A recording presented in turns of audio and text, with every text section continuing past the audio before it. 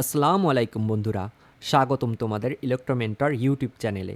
আমি মোহাম্মদ ইসমাইল চলে আসলাম আবার তোমাদের মাঝে নতুন আরেকটি ভিডিওর টপিক নিয়ে।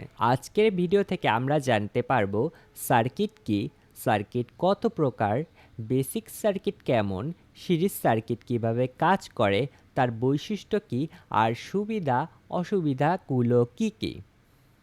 আর হ্যাঁ, শেষে একটা সিরিজ কানেকশনের ট্র্যাজেডিক প্রেম কাহিনীও শোনাতে পারবো, তাই স্কিপ করলেই কিন্তু মিস। সার্কিট সাধারণত তিন ধরনের হয়ে থাকে: series circuit, parallel circuit, combinational circuit, মানে সিরিজ প্যারালাল মিলিয়ে ককটেল সার্কিট। এখানে তিনটি বাল্ব সিরিজ কানেকশন করা আছে। এখানে আমরা দেখতে পাচ্ছি তিনটা বাল্বের মধ্যে দিয়ে কারেন্ট প্রবাহের মাত্র একটা পথ রয়েছে। এটাও একটা সিরিজ সার্কিটের উদাহরণ। তবে সিরিজ বোঝার আগে আমাদের বেসিক সার্কিট বুঝতে হবে। একটা বেসিক সার্কিটে থাকে তিনটা মেইন উপাদান: সোর্স যেমন ব্যাটারি, লোড যেমন বাল্ব, কন্ডাক্টর বা তার। আর চাইলে একটা সুইচ রাখতে পারো, যেটা হচ্ছে অন অফের রাজা।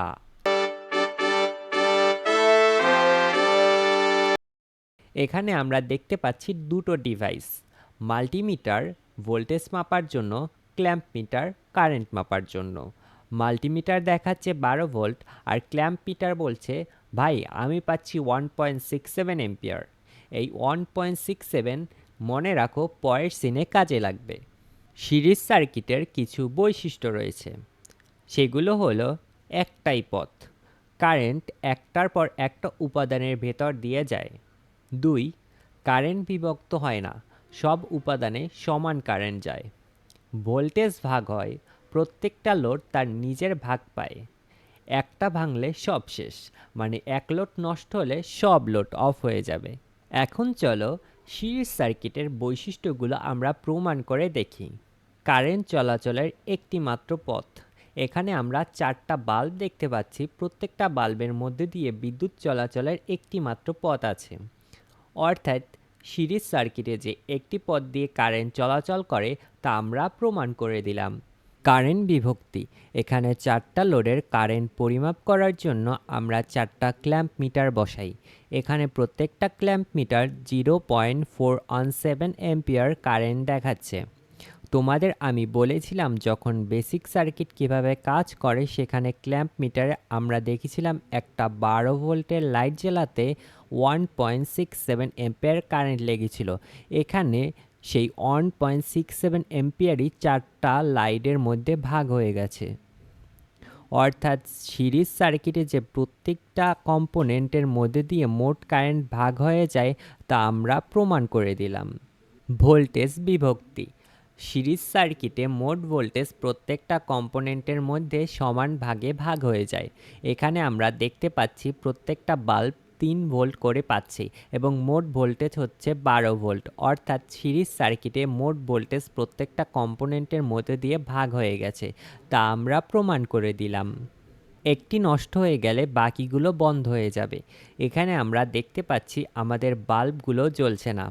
সমস্যা কি? সমস্যা হলো আমাদের প্রথম বাল্বটির ফিলামেন্ট কেটে গেছে। যেহেতু প্রত্যেকটা বাল্ব সিরিজ কানেক্ট করা আছে, এর জন্য কারেন্ট চলাচলের একটি পথ আছে, আর যেহেতু সেই পথটিও কেটে গেছে তাই বাকি কোনো কম্পোনেন্ট চলছে না।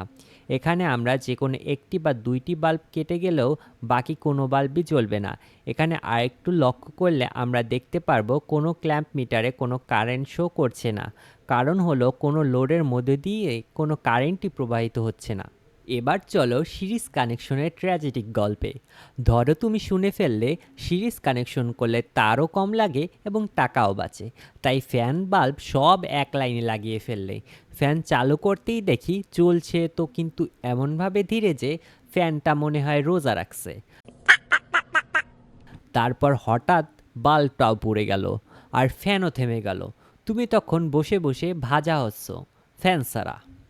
এইটাই হলো সিরিজ কানেকশনের টাকা বাঁচিয়ে প্রাণ হারানোর গল্প। তাই বলি ভাই, ভুলেও বাসায় এইটা কইরো না, নয়তো গরমে শিক কাবাব হয়ে যাবা। এবার চলো সিরিজ সার্কিটের কিছু সুবিধা অসুবিধা আমরা দেখে আসি। এখানে আমি কিছু সুবিধা অসুবিধা দিয়ে দিলাম, তোমরা পজ করে পড়ে নিতে পারো।